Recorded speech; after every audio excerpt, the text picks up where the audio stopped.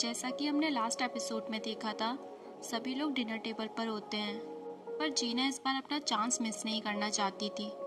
वो टेबल के नीचे से जुनी के हाथ पर अपना हाथ रख देती है, जिसके बाद जुनी इतना घबरा जाता है कि उसे हिचकियाँ आने लग जाती हैं। पर जीना इस घबराहट का मतलब समझ गई थी। जुनी के भी खुशी का कोई ठिकाना नहीं था। सभी लोग बाहर आते हैं। जुनी बहाना बनाता है और जीना के साथ निकल जाता है। दोनों साइड में जाते हैं। जुनी उसके सामने खड़ा हो जाता है और उससे कहता है, तुमने मेरा हाथ क्यों पकड़ा था? जीना कहती है, बस ऐसे ही। क्या तुम्हें अच्छा नहीं लगा? और फिर तुमने भी तो मेरा हाथ पकड़ लिया था, पर पहले तुमने हाथ पकड़ा। तुम्हें ऐसा नहीं करना चाहिए था, क्योंकि ऐसा मैं करना चाहता था। जीना को हंसी आ जाती है। वो कहती है, अगर तुम्हें सब पता ही था तो तुम्हें ये बात भी पता होगी कि एक रिलेशनशिप में टाइमिंग कितनी मायने रखती है। जुनी हंसने लगता है और कहता है, क्या हम एक रिलेशनशिप में हैं? तो फिर हम अभी घर नहीं जा रहे हैं ना? क्या हम कॉफ़ी पीने चले? जीना कहती है, पर मेरे ऑफिस में लेट नाइट भी लोग काम करते हैं। वो कहता है, टेंशन लेने की कोई बात नहीं है, मेरा ऑफिस तो खाली है ना। दोनों अपनी ऑफिस बिल्डिंग में आ जाते हैं और बिल्कुल ऐसा बिहेव करते हैं जैसा हर नए नवेले कपल्स करते हैं। जीना अपने ऑफिस में कॉफ़ी बनाने चली जाती है और यहाँ जुनी अपने ऑफिस को साफ कर रहा होता है। पर तो प्यार करने वाले लोगों के बीच हमेशा कोई ना कोई आ जाता है। आज जुनी का दोस्त ड्रिंक करके वहाँ आ जाता है। जीना उसे देखकर छुप जाती है। वो भी उसे काफ़ी मशक्क़तों के बाद कैब में बिठा देता है और घर के लिए रवाना कर देता है। तभी जीना का कॉल आता है। वो कहती है, यहाँ काफ़ी अंधेरा है और मुझे बहुत डर लग रहा है। जुनी जल्द से जल्द अपने ऑफिस में पहुंचना चाहता था। जब वो वहां घबराया हुआ पहुंचता है तो जीना जोर जोर से हंसने लगती है और कहती है, तुम इतना क्यों घबरा गए? मैं तो मजाक कर रही थी। जीना कॉफ़ी पीने लग जाती है। वो उठकर जीना के पास बैठना चाहता है, पर जीना उसे कहती है, वहीं बैठे रहो। जुनी कहता है, तुम्ही ने तो मुझे सिखाया था पागलों की तरह प्यार करना चाहिए। प्यार में पैशन होना चाहिए। पैशन के बिना प्यार करना मानो अपने पार्टनर की डिसरिस्पेक्ट करना। फिर जुनी उसे अपना आर्ट वर्क दिखाता है। दोनों काफ़ी अच्छा क्वालिटी टाइम स्पेंड करते हैं, जिसके बाद हर लव बर्ड्स की तरह इनकी भी कहानी शुरू हो जाती है। नेक्स्ट डे जीना ऑफिस के लिए तैयार होकर अपनी कार से निकल ही रही होती है। तभी जुनी का कॉल आ जाता है कि वो उसे पिक करने आ रहा है। वो जल्दी जल्दी से अपनी कार को फिर से पार्क कर देती है, पर जुनी उसे ऐसा करते हुए देख लेता है और उसे काफ़ी हंसी आती है।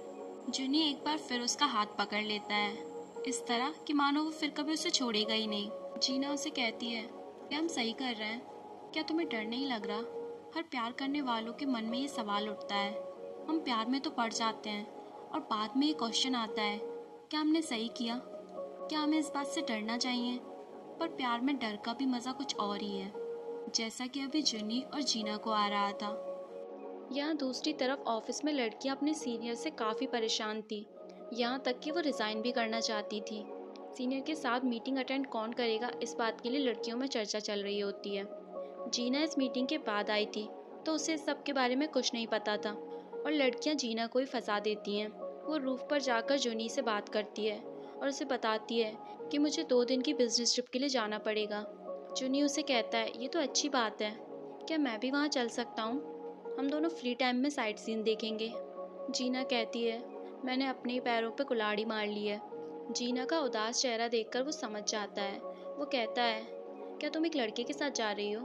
तुम्हारी कंपनी कितनी बेहुदा है कि एक लड़की को अकेला एक आदमी के साथ भेज रहे हैं। जुनी पूछता है, आखिर वो है कौन?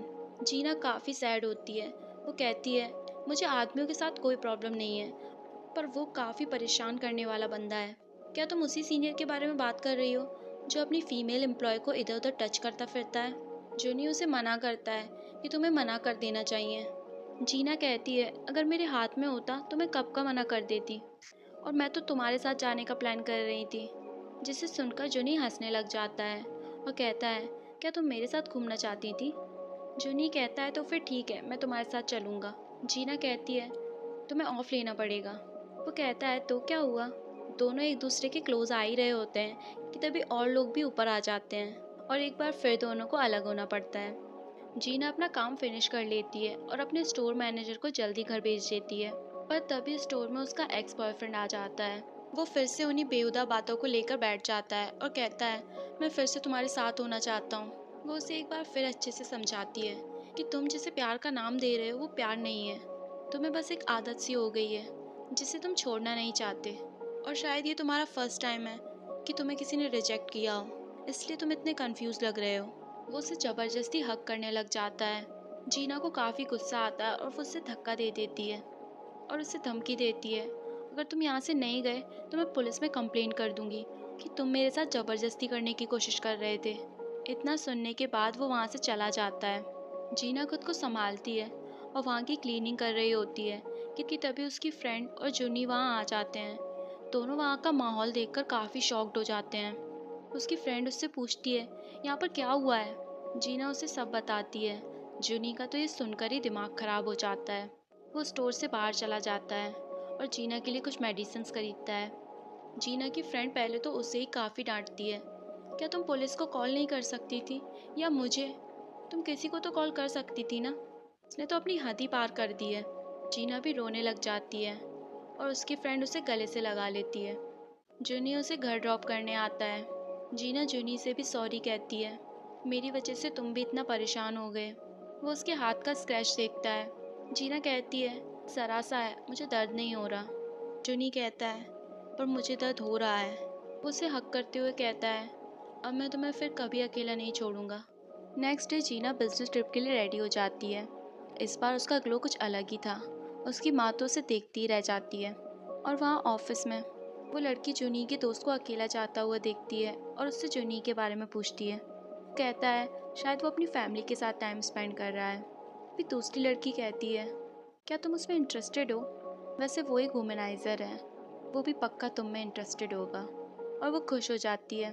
हालांकि ये बात सही थी कि वो एक वुमेनाइज़र है, बट फॉर वन वुमन जिसे वो अभी भी देखे जा रहा था। जीना उसे कहती है तुम तो मुझे ऐसे देख रहे हो जैसे एक जॉबलेस हस्बैंड अपनी वाइफ को देखता है, पर उसे कोई फ़र्क नहीं पड़ रहा था। कहता है तुम बहुत प्यारी लग रही हो। जाते जाते वो उसे एक प्यारा सा हक करती है। यहाँ वो लड़की जुनी की बहन के पास पहुँच जाती है। वो बातों ही बातों में उससे पूछती है क्या आप लोग किसी फैमिली ट्रिप पर जा रहे हो। कहती है नहीं, पर फिर कहती है अभी तो जीना गई है वर्क ट्रिप पर। और तभी उसके दिमाग की घंटी बजती है। वहीं दूसरी ओर जीना की माँ को उसकी पड़ोसन मिलती है जिसने जीना और जुनी को साथ देख लिया था। वो उससे कहती है लगता है जीना का बॉयफ्रेंड उसके ऑफिस में ही काम करता है, इसलिए वो उसे कार से पिक करने आया था। पहले तो वो ज़्यादा रिएक्ट नहीं करती, पर बाद में जब वो कहती है कि वो काफ़ी यंग लग रहा था। यहाँ जीना का काम भी फिनिश हो जाता है, पर उसका सीनियर उसे अभी भी रोकना चाहता था। पर जीना होटल जाने को कहती है और वहाँ से बाहर निकल जाती है। सीनियर काफ़ी गुस्से में उसके पास आता है, पर जीना इस बार बिना डरे उसे सब कुछ साफ साफ कह देती है। क्या आप मुझे वहाँ इसलिए रुकाना चाहते हो कि आप मुझे इधर उधर टच करो? सॉरी, अब ऐसा बिल्कुल नहीं होगा। सीनियर की आंखें फटी की फटी रह जाती हैं और जीना वहाँ से चली जाती है। नाइट में दोनों डिनर करने के लिए जाते हैं, जहाँ वो काफ़ी मस्ती करते हैं, फायरवर्क्स देखते हैं और बीच पर टहलते हैं। और फिर इस हैप्पी मोमेंट में एक बार फिर वो थॉट उसके दिमाग में आता है, क्या मैंने उस दिन तुम्हारा हाथ पकड़ के सही किया? मुझे तो अभी भी यकीन नहीं होता कि हम दोनों साथ हैं। और जुनी हमेशा की तरह उसे चिल रहने को कहता है। वो कहता है तुम मुझ पर ट्रस्ट करती थी, इसीलिए तुमने मेरा हाथ पकड़ा, और मैं तुम्हारा ये ट्रस्ट कभी नहीं तोड़ूंगा। दोनों खुश हो जाते हैं। जीना कहती है यहाँ पे कितनी ठंडी हवाएं चल रही हैं। बॉयफ्रेंड हमेशा अपनी जैकेट ऑफर करता है और फिर जुनी उसे अपनी जैकेट में अंदर ले लेता है। यहाँ उनका फर्स्ट किस होता है। सच अ रोमांटिक प्लेस। वो रूम में पहुंचकर सारी प्रिपरेशन कर देती है, पर इस पूरे दिन में वो इतनी थक जाती है कि वो जैसे ही लेटती है उसे नींद आ जाती है। जुनी को भी कब नींद लग जाती है उसे पता ही नहीं चलता। जब वो उठता है तो जीना वहाँ नहीं होती। वो सुबह सुबह ही अपने काम के लिए निकल जाती है। उसे जीना तो नहीं मिलती, पर उसका लिखा एक नोट मिलता है जिसमें वो उसे गुड मॉर्निंग कहती है और उसका स्केच बनाने के लिए उसे थैंक यू कहती है। वो जैसे ही उस स्केच को देखता है, जीना ने उस पर किस किया होता है, जिसे देखकर वो काफ़ी खुश हो जाता है। जीना जैसे ही अपनी ट्रिप से घर आती है, उसकी माँ उसके रूम में आती है और इनडायरेक्टली जुनी के बारे में पूछती है। अब तक तो जीना समझ ही गई थी कि धीरे धीरे ये बात सबको पता चल जाएगी। और फिर क्या, जीना की माँ जुनी और उसकी बहन को अपने घर बुला लेती है, जहाँ ड्रिंक्स पीने के बाद काफ़ी बकवास हो जाती है। और अब तो नौबत ये आ जाती है कि दोनों को छुपते छुपाते बात करनी पड़ती है और चोरों की तरह मिलना पड़ता है। इसी के साथ हमारा ये एपिसोड यहीं पर ख़त्म हो जाता है।